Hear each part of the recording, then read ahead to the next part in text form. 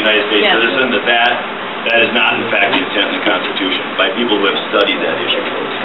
So I can't sit here and quote chapter and verse on that. The people that know it far better than I said that is not the intent, and we are interpreting that incorrectly. So I guess I don't believe this anchor baby. I don't believe if you come across the border and have a baby, that baby's United States citizen. Because the parent is not a United States citizen. What do you think can be done about that? Enforce the law. Enforce the Constitution. This just goes back to what Emma said before. Enforce the laws. But I don't know where that interpretation. I'm not exactly sure how that. And then talking about what John Hagel was saying earlier, the reason why these kids can enroll, and I personally know some people at the University of Iowa right now that are undocumented aliens, but they do not have the right to ask them, what's your status in the United States? They do not have that right. That's why when they enroll the kids, they cannot ask the kids, are your parents illegal? They cannot. You cannot. I said, why? And then, so the nurses, I spoke to the nurses in the University of Iowa. They said, oh, Emma, we're not supposed to ask that. I said, well, I can ask because I'm not a nurse. I'm not the doctor. I can ask them if they're illegal. So I asked in a nice way.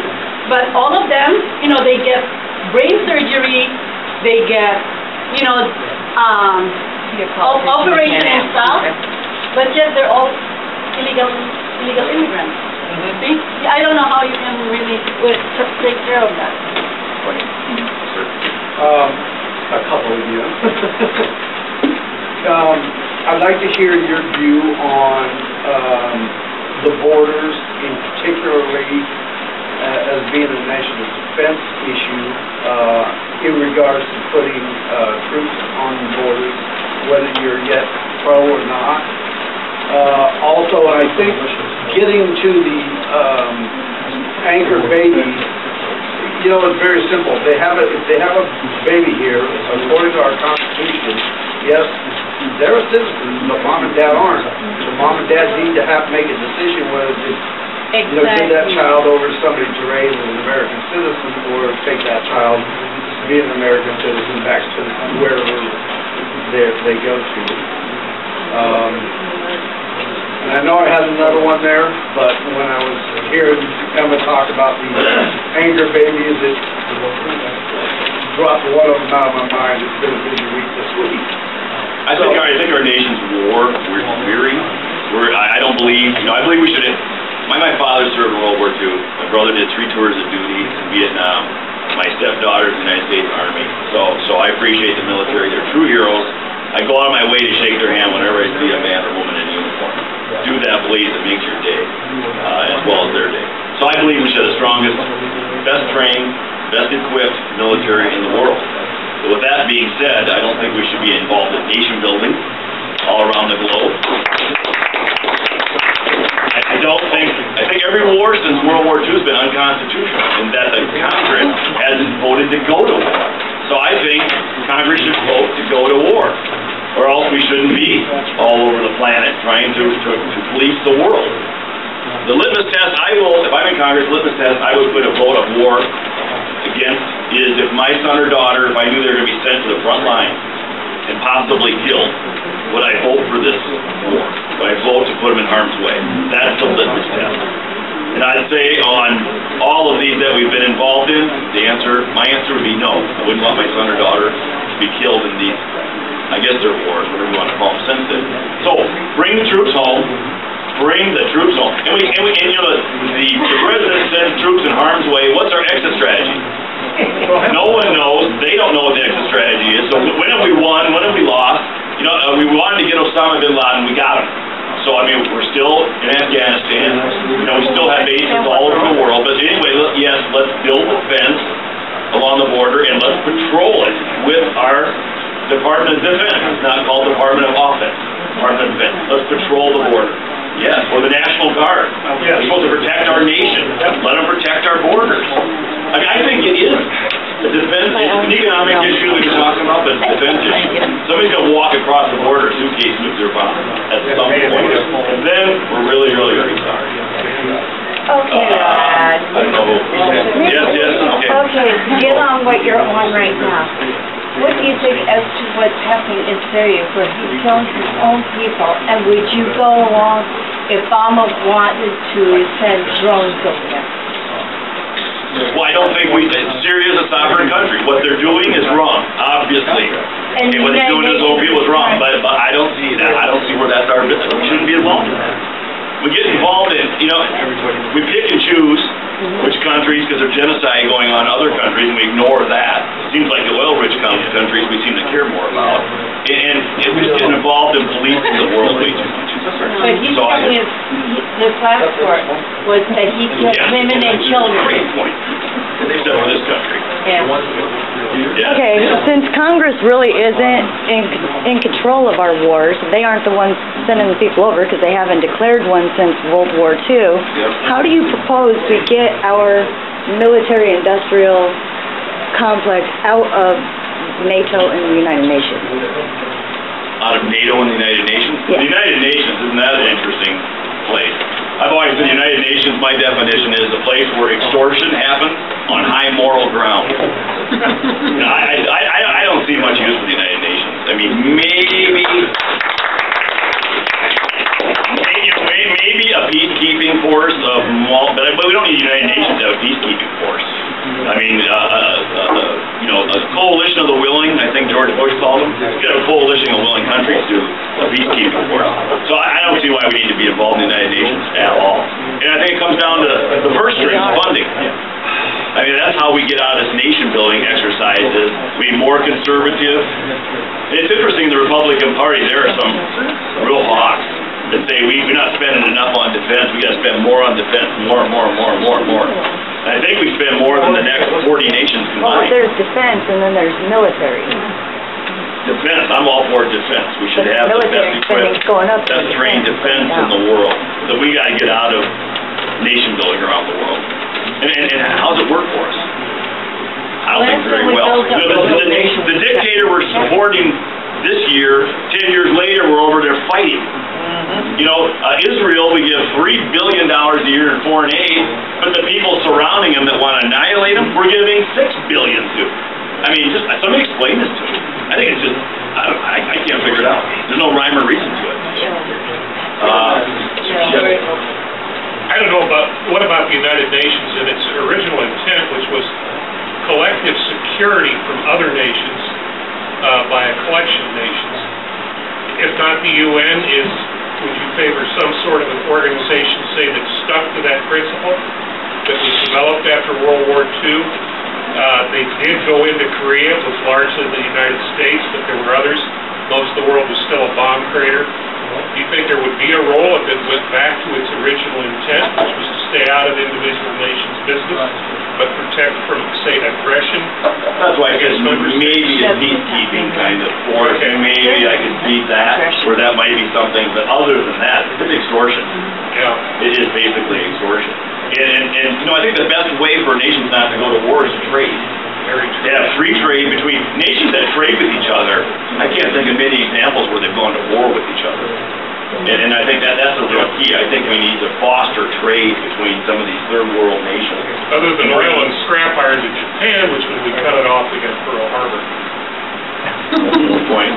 Yes, sir? You said that you would support, putting the constitutional limitations on the power of the presidency to declare wars and to begin wars and the ongoing unconstitutional wars. And as that compares to, your opponent's stance on those same things, do you think that they would play differently against, Bruce Braley as far as a lot of people who are sick of war?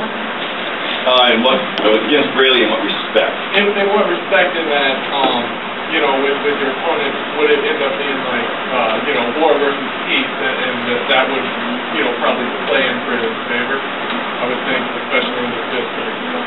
I mean, once again, I think we should have a strong military, strong defense, not a strong offense. Yeah. If Bruce Braley is against all these foreign excursions we're on, then I guess there's one point that I'm going to agree with him on. Well, there's different ways of going about, opposing war, and that there's the liberal way and the conservative way, in that are we going to continue our liberal intervention and, try to bring feminism to Iran, or are we going to, make it constitutionally conservative, and are we going to put the power of the military back under the control of Congress so we can see to our own interests? Well, that's And what I'd be there's a difference between a liberal anti-war and a conservative anti-war, approach.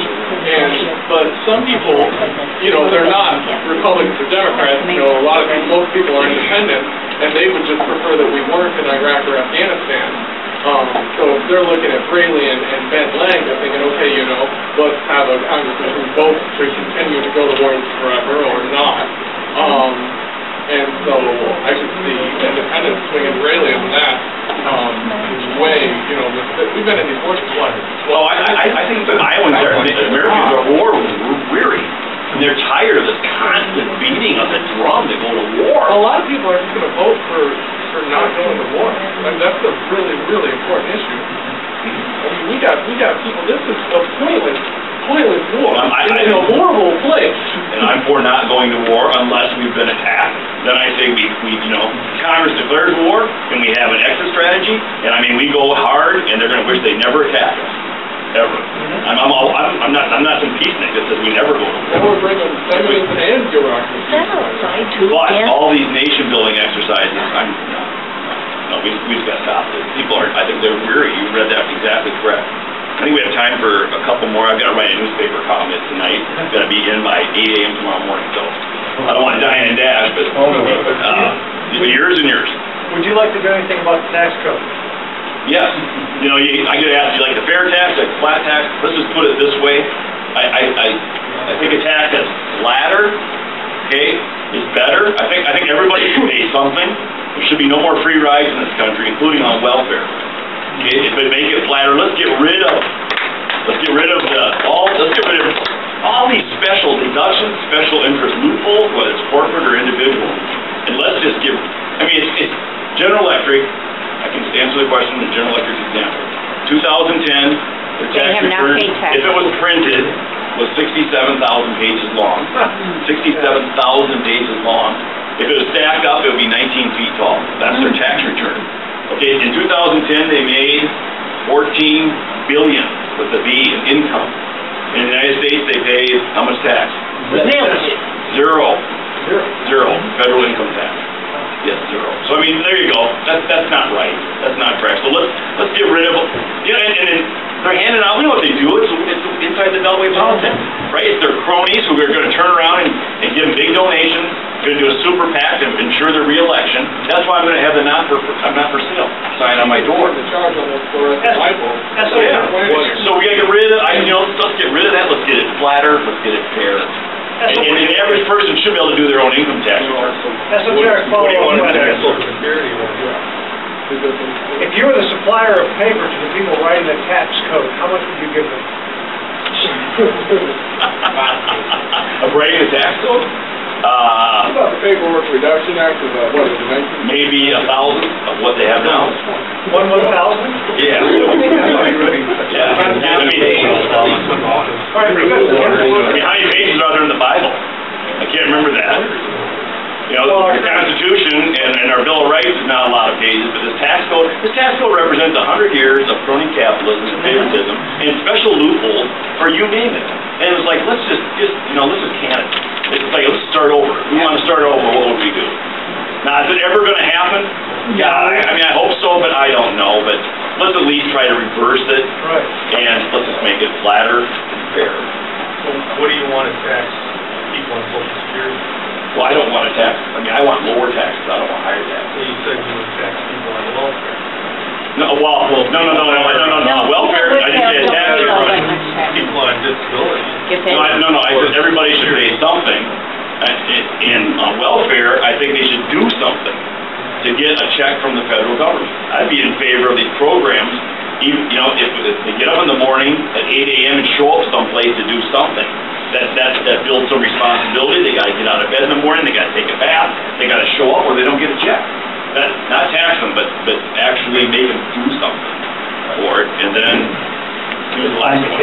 I know that you're a strong supporter of the Second Amendment. Yes. But what I'm wondering is whether you look at it also, I know the typical things people say, but do you look at it as a where your constituency is armed, so that if the commander-in-chief begins to threaten you, are we then your own